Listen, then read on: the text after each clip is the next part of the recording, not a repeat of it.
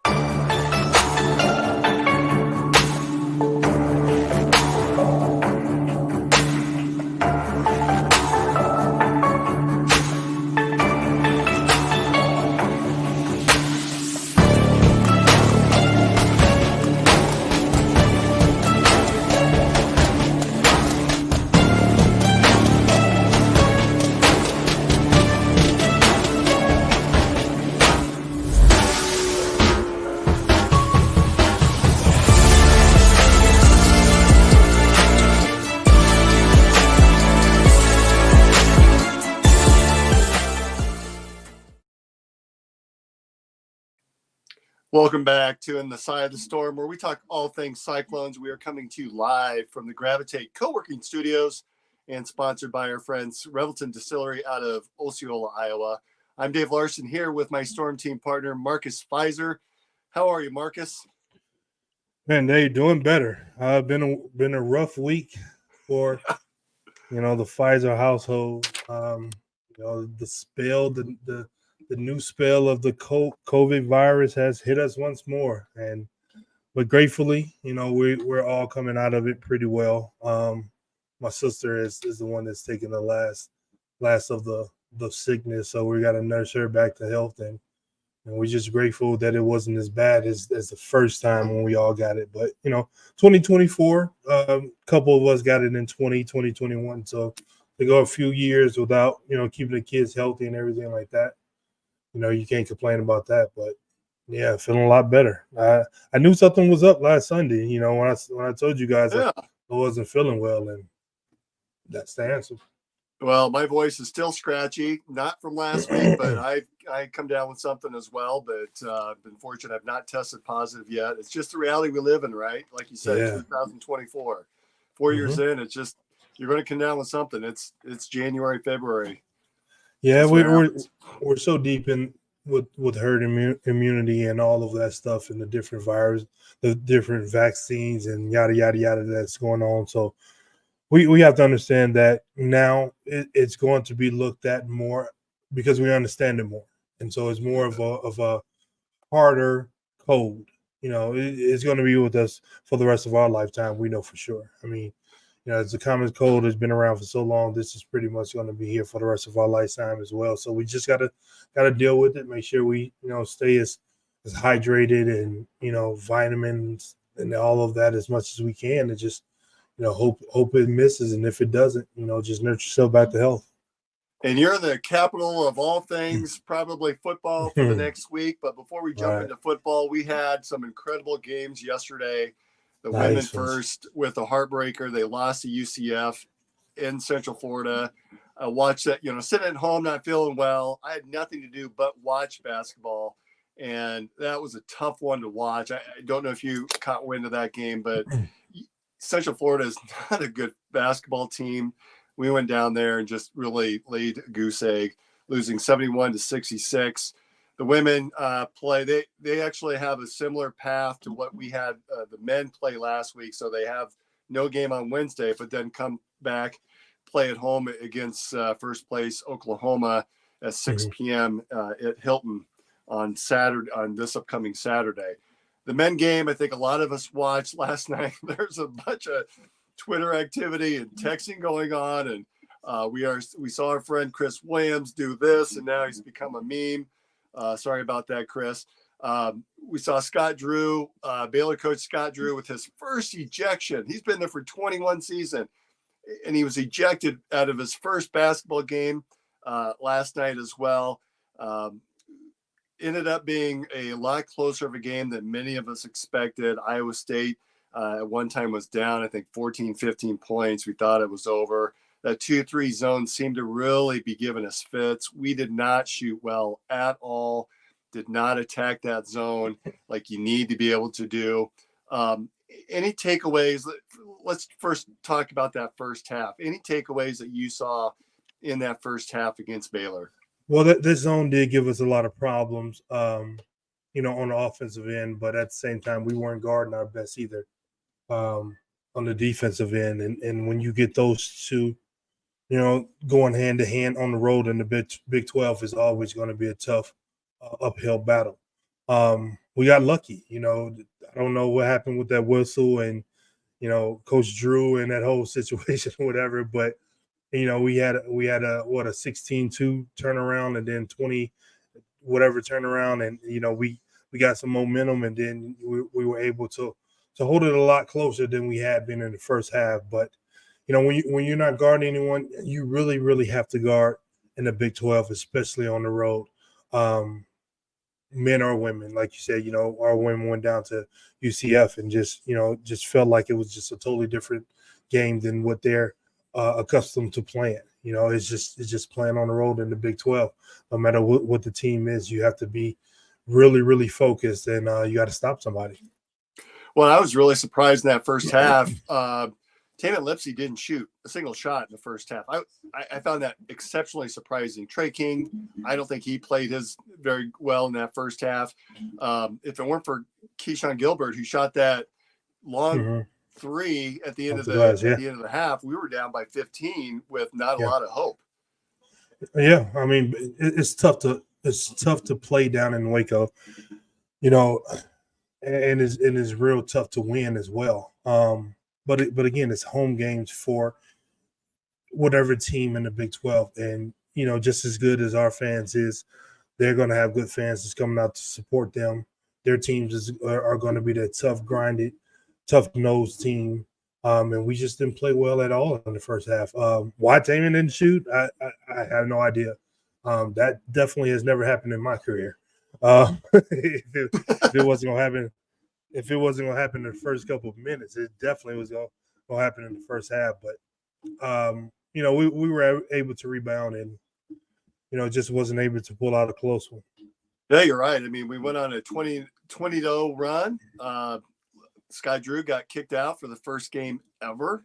At one point, we were up 5-7, and I saw some chatter on Twitter about the referees are letting Iowa State win. I thought, that has never happened. That cannot be possible, that the referees on our Iowa State side, whether it's football or basketball, we've never seen that happen. But sure enough, we were up. The refereeing, and I saw that the Baylor athletic director came out with a comment after the game. He was obviously disappointed, even though they won. I knew something was up because very early in the game, and I don't remember the circumstances, and I wish I would have written it down at the time, but the referees kept going and looking at replay for some basic pieces of the game. And I cannot remember the circumstances behind it. And I thought, this is going to be one of these wacky games in Waco. And sure enough, that's exactly what happened. At the end of the game, and Marcus, I want to get your insight on this one. We started to talk about it a little bit before the show started, but the last play of the game, inbounds pass to Momcilovic, and he turned, and we thought we had a long three-pointer that was a game winner. They did not allow for the basket to count, which it didn't count, that was very clear to me. But instead of having 2 seconds left to be able to shoot that, we had 1.2, right? Right. Can you explain why you think that happened? Well, I mean, maybe the rules are different. Again, I was in college 25 plus years ago playing. But I know in the NBA, there are times and instances, if not every game, that there's one referee that's designated that has, they have that box on their hip that controls the clock in the late game situations like that. When you're trying to get the ball in when there's known fouls that's going to happen, because you want to preserve every little point of a second that you can, because I mean, obviously we just proven, a little bit more time would have been beneficial to us. So I don't know if it's a different thing in NCAA. I don't know if they once had it and got away from it, but had that been the case, like I said, the ball went out of bounds or we're taking the ball out, you can see that referee is watching that action and he can stop the clock and start the clock on his timing. Didn't something occur where they started the clock too fast and then they had to go back and review it? Reset the clock. They had to reset the clock. Right, yes. right. Because now you have the score table that's controlling the clock. And, the angles are different. You can't really see. So with the referee having that, communication box on his hip, if you watch the NBA, you will see one referee has his hand on his hip, and that's them taking the ball out. And as soon as the ball is touched, they click it, and the clock starts. And then when that foul comes, they click it right then and there to try to, preserve as much time as possible.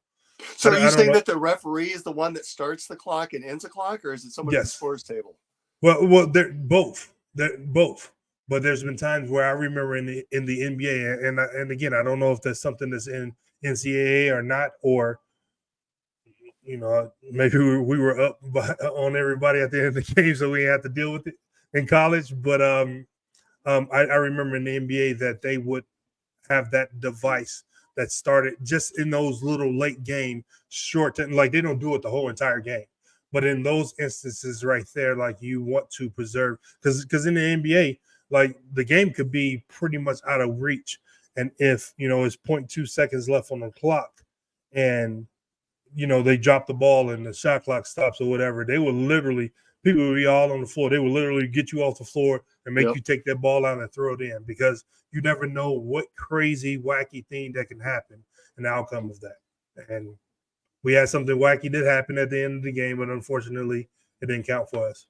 Well, yeah, instead of having 2 seconds or even 1.5, literally, 1.5 would have a tenth of a second, maybe 0.2, but it was that slim a margin by the time that Momcilovic released that ball, and it would have been the shot of ages that would have made Milan Momcilovic a legend in Cyclone lore. For me, I rather that shot not even go in then, because we're dealing with this like right now. Like had he dunked it off the backboard and be like, oh well. But that going in and us knowing and like, damn, a 0.1, a tenth of the second, 0.2 of the second, 0.3 of the second more on the clock, we would have got that victory. But it is what it is. So the Cyclones fall to 5-3 in conference play, still very much in the thick of things. One game out. Again, KU and Houston are the league leaders at this point. We've got 10 games left in the conference.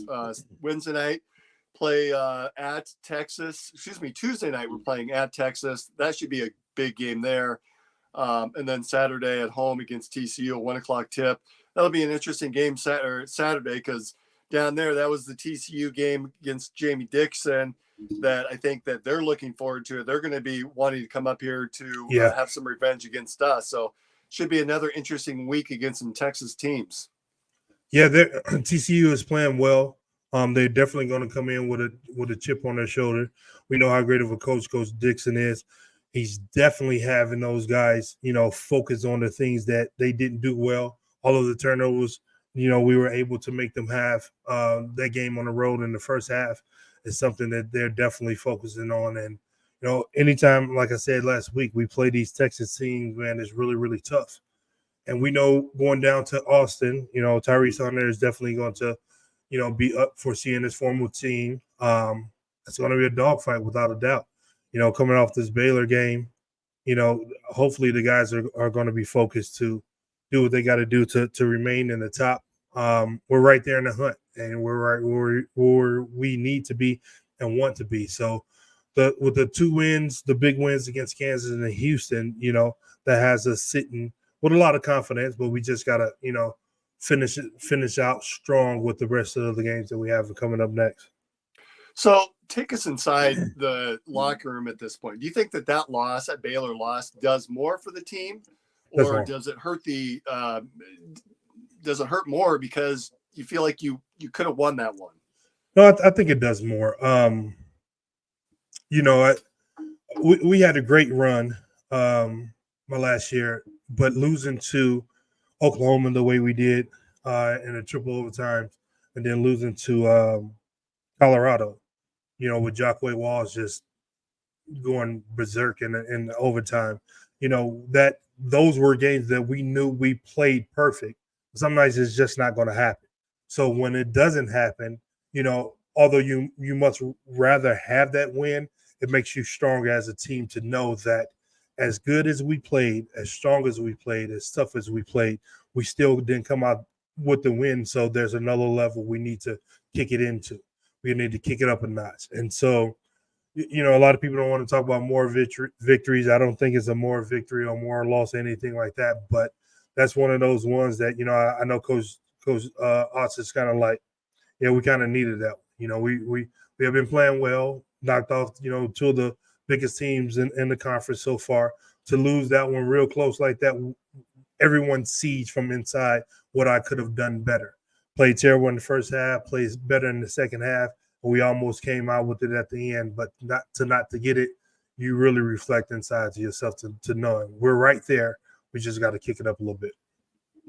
Well said. So before we pivot over here to some football talk and hearing a word from Revelton, just a note here, Bridget Carlson, former Iowa State basketball player, has signed a 2-year deal with the Minnesota Lynx out of the WNBA.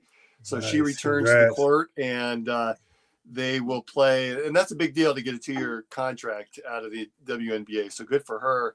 They play their first game at Seattle on May 14th, and then a return trip, their home game, if you can make it up to Minneapolis, against the Storm as well on Friday, May 17th. So good for Bridget Carlton, good for the Iowa State women's. Congrats. See some of that success there taking shape, and certainly we may see some other signings. Hopefully we see Ashley Jones on the sideline of the WNBA this season too. I think she's currently in Europe, playing overseas and hoping for her name to be called by a WNBA team. So let's take a quick break, hear from a word from our sponsors. Why take the best corn in the world and make it into fuel when you could make it into whiskey? That's the question that launched Revelton, Iowa's most visible and fastest growing distillery. Owners Rob and Christy Taylor embrace the grain-to-glass philosophy, sourcing ingredients locally and overseeing on-premises production and bottling at their facility in Osceola. One sip and you'll agree that Revelton's handcrafted whiskeys, gins, and vodkas are the best you've ever tasted. And with the launch of their rye whiskey, made with 100% Iowa-grown rye and corn, and their new bourbon coming soon, there's more Revelton to love than ever. Iowa's own Revelton Distillery. ReveltonDistillery.com. The great thing about working from home is working from home. The worst thing is working from home, especially for face-to-face collaborations with customers and coworkers. And let's face it, coffee shop meetings are neither private nor professional. So skip the trip to Starbs and investigate Gravitate Co-working Space. For more than 10 years, Gravitate has provided large and small office and conference spaces perfect for hosting meetings, workshops, or other events, as well as private phone booths for confidential conversations. Plus, all spaces include secure fiber internet, free coffee, and access to a kitchenette. All you need is your laptop. Gravitate does the rest. And renting space at Gravitate is surprisingly affordable. An hour of office space costs about the same as venti caramel macchiatos and breakfast sandwiches for two. Daily and monthly rates are also available with no long-term commitment. Learn more at gravitatecoworking.com. That's gravitatecoworking.com. All right. Thank you to our sponsors, Gravitate and Revelton. Tonight, just because I'm trying to get over whatever I have, I am not enjoying my Revelton. So, same here. Not either. Same here. We're in sad shape tonight. I just asked the missus to bring me another water. I'm just, man, I got to hydrate. I can't do it. Right. So you got a big week in your neck of the woods there. The Super Bowl's come to Las Vegas. You're telling us that you got caught in traffic with the presidential motorcade and the Kansas City Chiefs, and a lot of police were coming down the highway as you were, and you got a little nervous. Yeah, just kind of, it was weird. Them sitting on the side of the freeway, the lights were on, but they weren't flashing, and it was more than one. So I was like, okay, so that has to mean something. Maybe when I get home, I can look it up. Then when you got off the off ramps to the main street to get off the freeway, and they, I live in Henderson. The Henderson police had those streets blocked off and coned off, and I'm like, what in the heck is going on? Then I thought to myself, well, okay, well, the Super Bowl, the guys are supposed to be coming in, but I'm thinking, okay, I'm a pro athlete. I know I never played in a championship or anything like that, but these pro athletes, they, and then I got the notification then said that President Biden had flown in too. I said, well, that makes more sense, hopefully. But I know the guys are playing in one of the most important games of the year and everything like that, but the game is not until next Sunday. So our press credentials apparently were denied because I haven't received any flight information, any hotel information. I did look up some Super Bowl ticket prices, and for Super Bowl 58, any guesses on what the average ticket prices are, Marcus? The average price. I would probably say at least 5,500. Well, you hold on to your seat here. So when I looked it up earlier this Vegas, week, so this is Vegas, so it's probably at least a third higher than that, probably $7 or $8 grand. So the average price on secondary market was $10,500. Wow.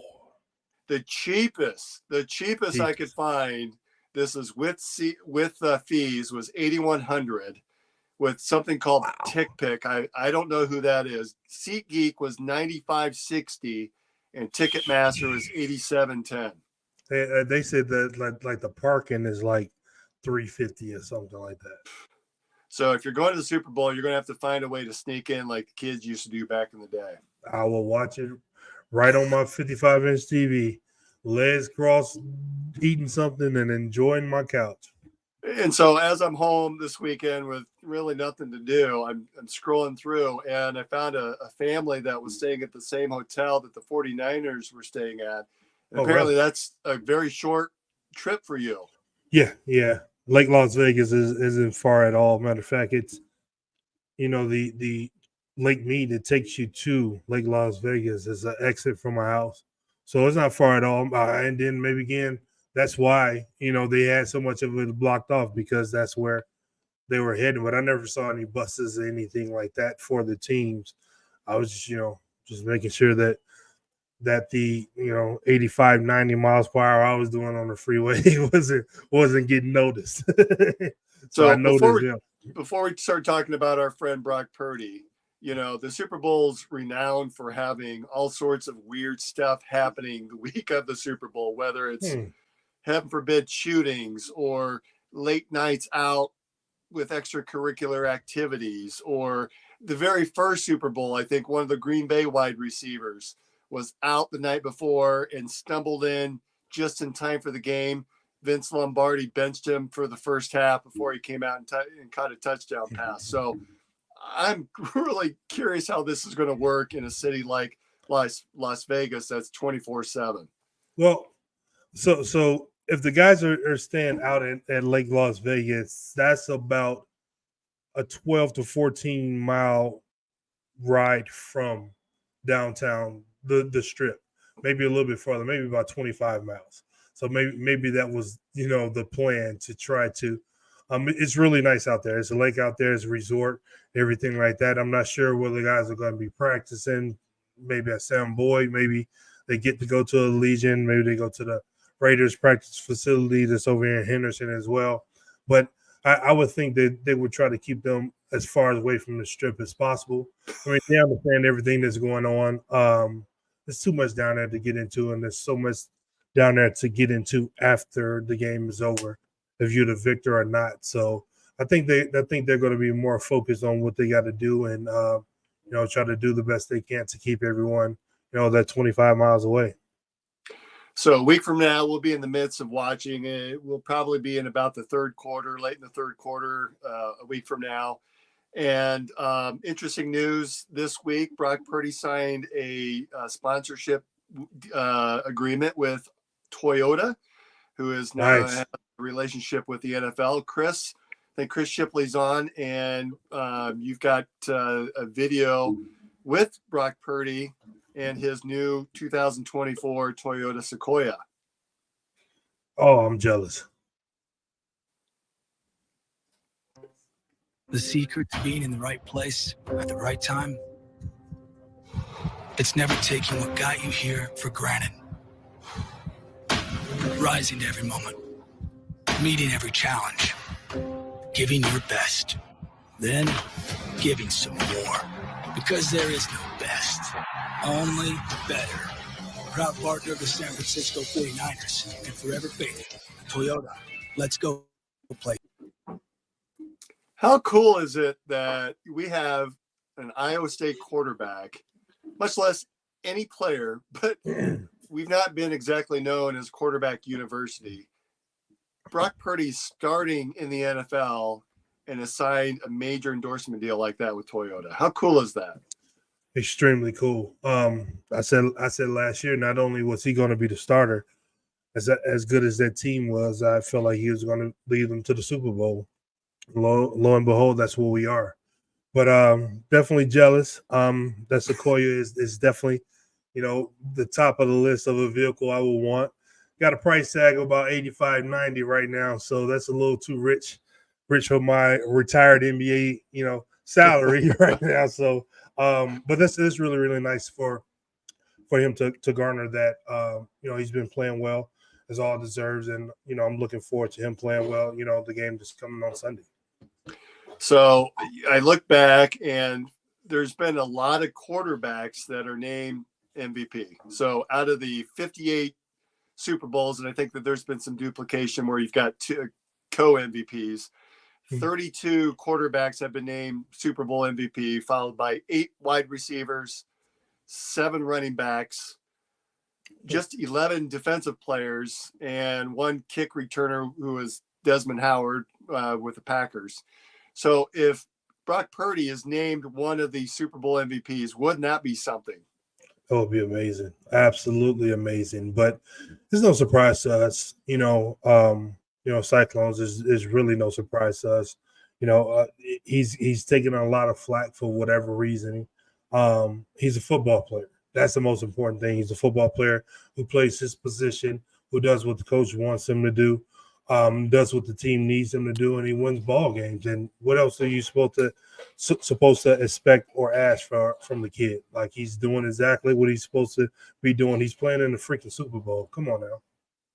Now, if he's named the Super Bowl MVP, does he not become the greatest, not just the Iowa State player of NFL history, but doesn't he move ahead of all other Iowa University athletes that have played in the NBA or NFL? Doesn't he become the number 1 player in NFL history of any Iowa college? I mean, what else can you say? I mean, like, that's arguably the most important position in the game of football. We know that, all the other positions are important, but we know quarterback is the quarterback. And it's going to be a tall task, going against that guy on the other side, because he's really good and can really play. And he's really going to have to up his level of play to compete, which we feel like he's going to be able to do because, those type games brings out the best in Brock Purdy. But without a doubt, he's as we've begin to get better and better and better in our student athletes and sports and things like that, it's time out for people to stop thinking that we can produce, athletes on a high level to be in positions like this. He was blessed enough to, as they say, be Mr.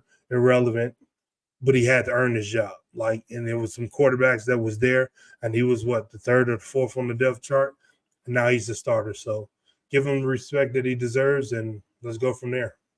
Well, I saw that the Iowa State football team picked up a commit from Algona this week that he was looking at Texas A&M as one of those schools, highly regarded, and chose Iowa State partially because of Brock Purdy and what he's seen out of Brock Purdy. And ironically, Texas A&M had also recruited and made a scholarship offer to Brock Purdy. And here we sit today with Brock in the Super Bowl, and we've got more athletes that are coming in that have seen that success. So that's really exciting for this program. Yeah. Being able to watch, as a young guy, say the OGs in front of you have success, make you want to be a part of that. I've told the story all the time. Kenny Pratt, Kelvin Cato, Sean Bankhead, Dedrick Willoughby, rest in peace to Dedrick, J.C. Holloway. Those guys made me want to be a part of something at Iowa State, especially when they beat Kansas in the Big 8 tournament. That was the defining moment for me.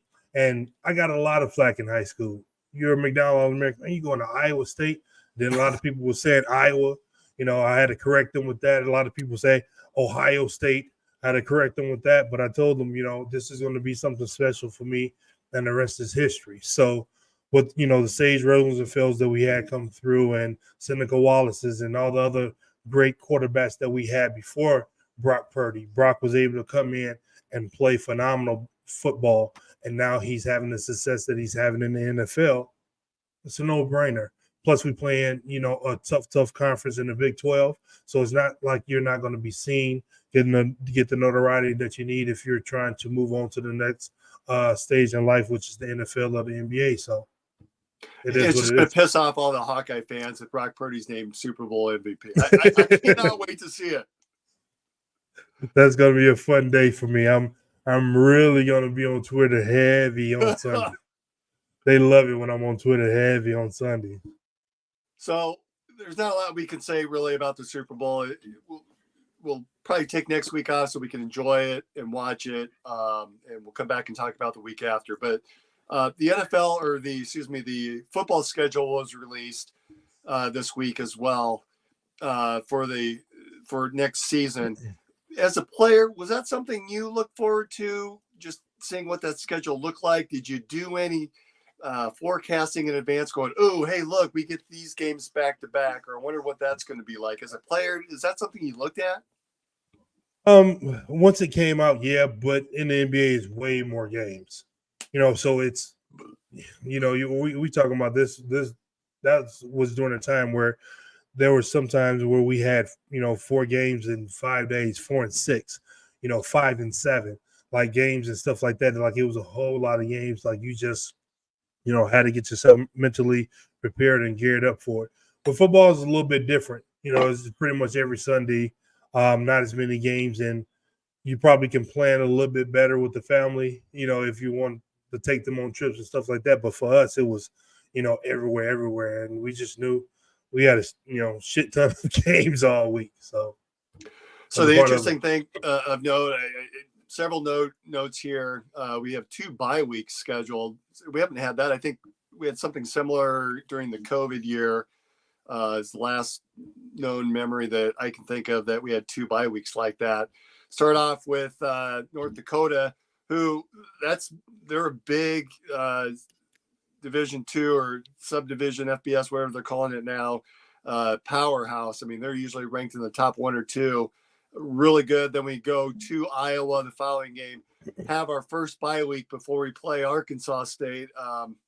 And I say that with a smile. I hope that doesn't trip us up at all. But then we start the southern trip. We go at Houston, see Baylor at home. We go out to Morgantown, West Virginia, who had a pretty good year this year. They seem to have turned things around. So that looks to me to be a tougher game.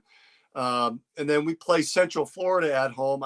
I'm actually looking forward to, if you're talking about all the home games next year, I think that home game against UCF is one that I've got marked that I'm really looking forward to, in addition to Baylor, just because our teams so closely resemble one another, followed by a bye week again, and then a home game against Texas Tech, at Kansas. Although that's not really at Kansas. Marcus, you may not have heard, but Kansas is going through a stadium renovation. So next year we get to play Kansas at Arrowhead Stadium in Kansas City. I have a feeling that there's going to be more Cyclone fans in Arrowhead than there are going to be Kansas fans there. Along with Malachi Curvey. Well, won't that be his senior year in high school, though? Is he? I thought he was a senior. I thought he was a senior this year. So then I thought next year he's going to be there. Cincinnati at Utah, who is quick becoming perhaps the most hated fan base in the Big 12. And then we come back and playing Kansas State. And when there was a schedule release on Twitter, the Iowa State Athletics Department put out sort of a game by game. And one of the games, the one game at Morgantown, it shows Rocco Beck calling his dad up and asking his dad, hey, who are you going to be cheering for when we go out to Morgantown and Rocco's dad turns the camera and says, "Go Cyclones!" And then in preparation for the Kansas State game, all you can see is a aerial view of Abu Sama running in the snow on Cyclone or in Jack Trice Stadium in the snow, getting practice time in for a return trip of the Kansas State Wildcats to Iowa State. So that was a fun little piece that the Iowa State football team put together in preparation for the schedule release. Yeah, I'm excited about the UCF and the Cincinnati games. Like they've had some good years the last couple of years. We really don't know how to prepare for them yet. So those are the two games that I'm really excited to see how we fare against those teams, and Houston as well. They definitely have some tough teams that they've been putting out on the field out there. So not to say we're overlooking the other guys, but what I'm curious to see how they're going to fare in the Big 12, and how we're going to do against them. Yeah, it should be a good season. I think that we've kind of known who we were going to be playing. The question is just the order and what that was going to look like. Right. If memory serves me, and Chris, I don't know if you have it there, but I was going through my Twitter timeline to see what I had posted. But there's a couple of games where I'm not really happy about that. Here we go. Here we've got two of those games where it's going to really be Thanksgiving break. The first game where I think it's the Friday before Thanksgiving, and the Saturday before Thanksgiving, and students are taking off. I'm concerned about that game. And then there's the following 2 weeks later when just as students are coming back from break.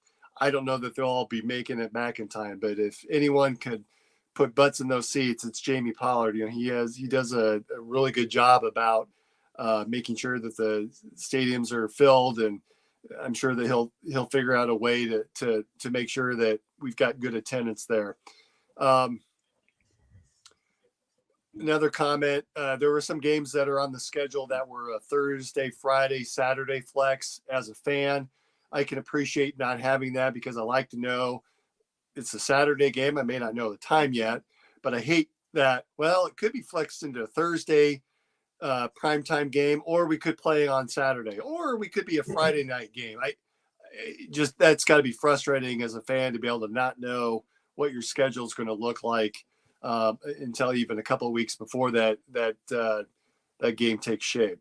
So should be an interesting season for us for next year football season.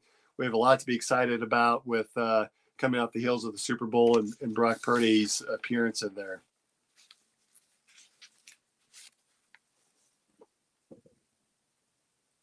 So do we play down in Arizona this next year? We have no Arizona games this year. I think that comes up. They'll rotate the schedule every year a little bit, and I'm not quite certain. One thing I was a little surprised at is we were told that we would have a protected rival, and we all thought it made the most sense to be Kansas State. Well, right. Of course, Kansas State and Kansas has to be protected, and I understand that. So this year, for 2023, it was BYU, and we all thought that makes no sense, BYU to be a protected rival. Right. Well, now moving forward, I would assume BYU, Utah would be paired together. Right. The Arizona schools would be paired together. Frankly, I don't know who our protected rival is at this point, or even if that exists. Yeah, that's going to be weird. It's a new reality. I'm going to miss having the opportunity. That was the one thing that I think the Big 12 had that the other conferences didn't, that we had a chance to play one another. You really did have a true champion. Even though at the end we had a championship game, everyone had a chance to play one another. And that was so much fun during 2020 when Iowa State was one of the top two teams. We got to prove it on the field every single week. I'm going to miss that part of the Big 12. Yeah. With the realignment and adding of the schools and things like that, we definitely understand what it's about. But, like you said, we're going to miss the old days of understanding and knowing who we got to go through and considering yourself the outright champion at the end of the day. But we're welcoming the new schools. There's definitely bigger opportunities for the kids to be able to perform and have success in other areas and other states and things like that. But that time, I guess, for now is gone. And I did find my other note there. It's the one game I'm a little bit, if you could say, hey, what game concerns you the most? It's the game. While we get a chance to go to Arrowhead, and I truly believe Cyclone Nation will show up. They always have when we played a couple games against Kansas State. Of course, the Eddie Robinson Kickoff Classic against Florida State, the infamous Seneca was in game. That was packed with Iowa State fans. But Kansas will be coming off of a bye week in preparation for Iowa State. I don't like that part of the schedule at all. That game makes me nervous. Well, I mean, hopefully, we're playing great at that time. Hopefully they're, a little more relaxed than normal, and being able to play at Arrowhead is going to be a different atmosphere. Well, like you said, it's kind of be like Hilton South when we packed down for the Big 12 basketball tournaments and things like that. So we'll see what happens. I'm gonna keep my eye on that game myself. That may be one that I may try to circle on the calendar and take a flight out to. That would be a short flight. I say we get Revelton road trip going. And it's like we're in college again. It's a bunch of people in one room sleeping on floors, halfway on a couch. We'll get it done. Probably going to be bedtime 10:30 to 11 o'clock instead of when we were in college up all night. I don't know about you. My bedtime's about 9 o'clock now. So. I wish my 8-year-old busts in my door too much at night. It's supposed to be 9 o'clock. Her bedtime's supposed to be 9:30, but